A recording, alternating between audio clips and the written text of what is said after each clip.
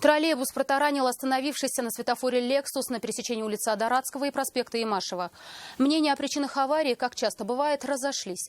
Кондуктор уверял, что иномарка остановилась совершенно внезапно, когда горел зеленый, поэтому общественный транспорт не смог остановиться. Пассажир иномарки уверял, что уже вовсю горел красный. Рамиль Шайдуллин узнал и точку зрения водителя троллейбуса.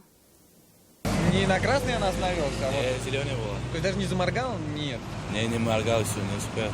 Кондуктор троллейбуса уверен, в столкновении виновата автоледи. Рассказал, что она ехала по улице Адаратского, общественный транспорт следом за ней. Приближаясь к перекрестку с проспектом Ямашева, иномарка остановилась. Зеленый свет стал мигать, сообщая о скором включении красного. Но водитель троллейбуса остановиться не успел и въехал в заднюю часть «Лексуса». К слову, пассажир японской иномарки утверждает, что остановились, когда уже горел красный.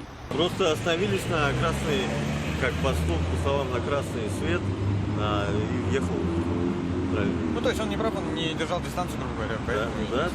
Автоледи же не стала комментировать происшествие, расстроилась из-за повреждений своего автомобиля. А вот водитель троллейбуса больше переживал за пассажиров. Никто не пострадал? Никто. Вот именно вот с этого обычно вот бабушки, там, дедушки с этим сидят, я побоялся тормознуть, честно. Они упали бы, это вообще потом хуже было бы. Ну, самое главное, никто не ушибся, все нормально. Никто не ушибся, ничего, ну, вот так получилось. Водитель общественного транспорта радуется, что нет пострадавших и вину свою признает. Но степень его виновности определят прибывшие на место ДТП автоинспекторы. Рамиль Шайдуллин, Ленар Геннатуллин, Константин Бушуев. Вызов 112.